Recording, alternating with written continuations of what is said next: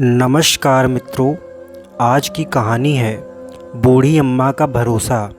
और चैनल पर नए हो तो चैनल को सब्सक्राइब अवश्य करें।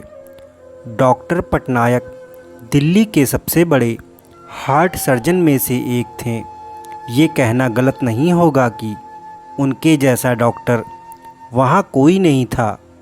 काम में सबसे अनुभवी और ज़मीनी स्तर से जुड़े हुए वो बहुत ही विनम्र इंसान थे। एक बार डॉक्टर्स के बड़े समूह को अपने अनुभव उनके साथ बांटने के लिए उन्हें आमंत्रित किया गया। डॉक्टर पटनायक 2 वर्षों से अमेरिका में अपनी सेवाएं दे रहे थे और जब पता चला कि उन्हें दिल्ली जाकर डॉक्टर्स के एक बड़े ग्रुप को संबोधित करना है और इस ग्रुप को बताना है कि वो गांव-गांव तक अपनी सेवाएं कैसे पहुंचा सकते हैं, गांव के लोगों को हॉस्पिटल से कैसे जोड़ सकते हैं और गांवों में हॉस्पिटल का निर्माण कर मुफ्त अपनी सेवाएं जन जन तक कैसे पहुंचा सकते हैं। उन्हें जब इस बात का भी पता चला कि दिल्ली से कुछ दूर एक गांव में डॉक्टर्स की मीटिंग रखी गई है, तब वे बहुत खुश हुए, क्योंकि डॉक्टर पटनायक दिल्ली के अलावा कई गांवों में अपनी मुफ्त सेवाएं दे चुके थे और उन्हें गांवों के लोग बहुत मानते थे। उन्होंने अपनी फ़्लाइट टिकट बुक की, अपना सामान पैक किया और अगले ही दिन दिल्ली के लिए रवाना हो गए। देर शाम को उनकी फ़्लाइट लैंड हुई। मौसम ने अपना रुख बदला हुआ था। आसमान से 1-2 बूंदें टपकती पानी की कप छोटे छोटे ओले में बदल गईं, पता ही नहीं चला। मौसम बहुत ज़्यादा ख़राब था।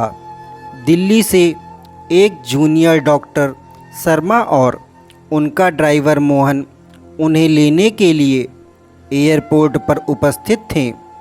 अगली सुबह एक छोटे से गांव में डॉक्टर पटनायक को संबोधित करना था, इसीलिए उन्हें उसी रात ही उस गांव के लिए निकलना था। कुछ देर इंतज़ार करने के बाद भी मौसम की स्थिति वैसी ही थी।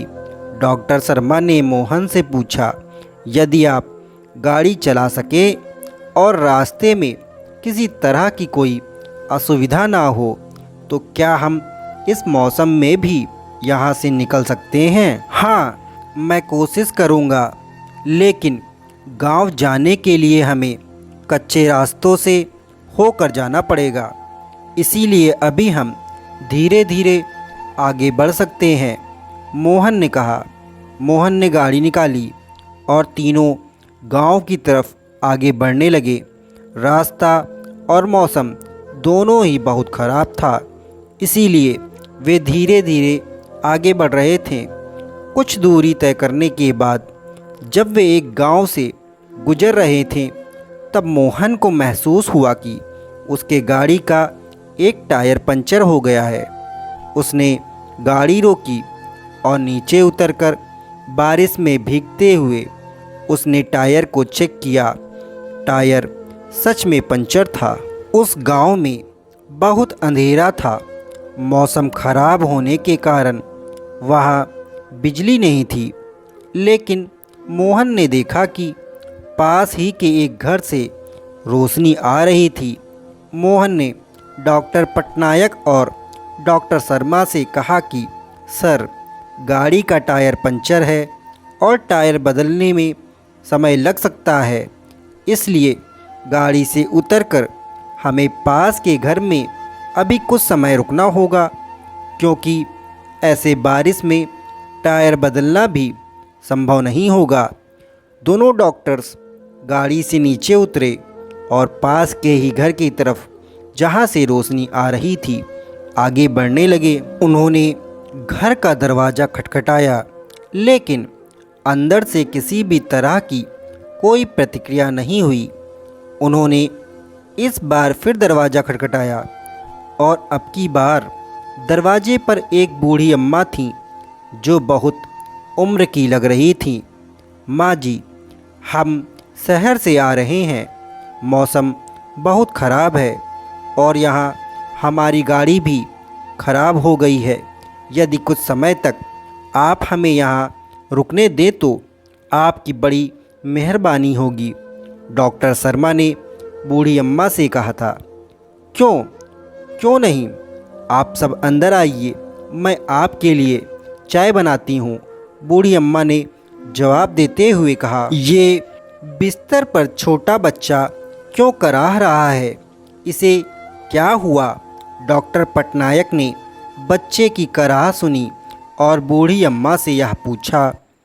अब क्या बताए साहब, गांव में हॉस्पिटल की सेवाएं नहीं हैं। हर छोटी बड़ी बीमारी के लिए शहर जाना पड़ता है। यह मेरा इकलौता पोता है। शुरुआत में इसे खांसी थी, धीरे धीरे इसकी छाती में दर्द होने लगा और जब मैंने इसके इलाज की प्रक्रिया पता की तो मुझे पता चला कि मेरा पोता एक बहुत बड़ी बीमारी से जूझ रहा है। इसके हार्ट में बहुत बड़ी समस्या है। कुछ डॉक्टर्स ने बताया कि दिल्ली के एक मशहूर डॉक्टर हैं जो आजकल अमेरिका में रहते हैं और कभी कभी दिल्ली आते हैं, वही इसका इलाज कर सकते हैं। इलाज में भी बहुत खर्च है। मेरे पास इतने पैसे नहीं हैं कि मैं अपने पोते का इलाज कर सकूं, जिसके कारण यह कई महीनों से करा रहा है। अब बस उन डॉक्टर से उम्मीद ही जिंदा है कि कब मुलाकात हो। गरीबी और हॉस्पिटल ना होने के चलते ही मैं अपने बेटे और बहू को भी नहीं बचा सकी। वो भी इसी बीमारी से लड़ते हुए ही चल बसे थे। मेरे पोते के साथ ऐसा ना हो और वो जल्दी स्वस्थ हो जाए, इसीलिए मैं रोज़ हर समय भगवान के सामने दिए जलाए रखती हूँ कि भगवान जल्द से जल्द मुझे उन डॉक्टर से मिलवा दें ताकि मैं अपने बेटे की ज़िंदगी की भीख उनसे मांग सकूं, ताकि भगवान मेरे इस चिराग को बुझने ना दे, क्योंकि यह मेरे जीवन का इकलौता सहारा है जिससे मैं बेहद प्यार करती हूँ। और अपने बेटे और बहू जिनको मैं तड़पता देखकर कुछ ना कर सकी, वही प्रक्रिया मैं अपने पोते के साथ अपने जिंदा होते हुए नहीं देख सकती हूँ। अब सब मैंने भगवान पर छोड़ दिया है साहब। ऐसा कहकर बूढ़ी अम्मा रोने लगी। ये सब बातें जब डॉक्टर शर्मा, ड्राइवर मोहन सुनना तो उनके चेहरे पर एक अलग ही चमक दिख रही थी। डॉक्टर शर्मा बूढ़ी अम्मा के पास गए और उन्होंने उनका हाथ पकड़ते हुए कहा, माँ जी, आप जिन डॉक्टर पटनायक की बात कर रही हैं वो आपके सामने ही खड़े हैं। डॉक्टर पटनायक ने बूढ़ी अम्मा से उनके गांव वाले कार्यक्रम के बारे में पूरी बात बताई और यह भी विश्वास दिलाया कि उनके पोते का वो मुफ्त में इलाज करेंगे। और यह किस्मत उनकी है और उनके विश्वास की है जो आज अचानक डॉक्टर साहब उनके घर पहुंच गए। ऐसा ज़िंदगी में बुढ़िया के साथ पहली बार हुआ था। डॉक्टर पटनायक ने विश्वास दिलाया कि वह गांव-गांव तक चिकित्सा की सेवाएं पहुंचाएंगे।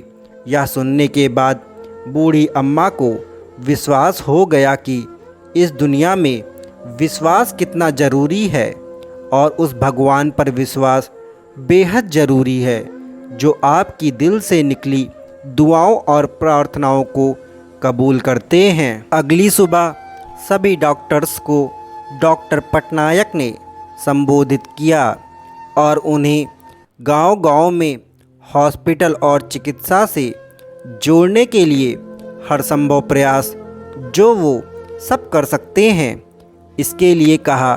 बूढ़ी अम्मा के पोते का इलाज हुआ और वो अब स्वस्थ है। गांव-गांव तक डॉक्टर्स पहुँचे और हॉस्पिटल खुलने लगे। न जाने ऐसी कितनी बूढ़ी अम्मा और न जाने कितनी माताएं होंगी जो अपने बच्चे, पति, बहन या बेटे के इलाज के लिए बेहद तरसती होंगी। ऐसे कई गांव हैं जहां तक आज भी इलाज पहुंच पाना संभव नहीं है। दोस्तों, इस कहानी से हमें यह सीख मिलती है कि उस भगवान पर भरोसा रखिए जो आपके साथ कभी गलत नहीं होने देगा। वो किसी ना किसी रूप में आकर आपका साथ देगा। अपनी हिम्मत को टूटने मत दीजिए। तो दोस्तों, आशा करता हूँ यह कहानी आपको पसंद आई होगी। अगर पसंद आई हो तो चैनल को सब्सक्राइब अवश्य करें। नमस्कार दोस्तों।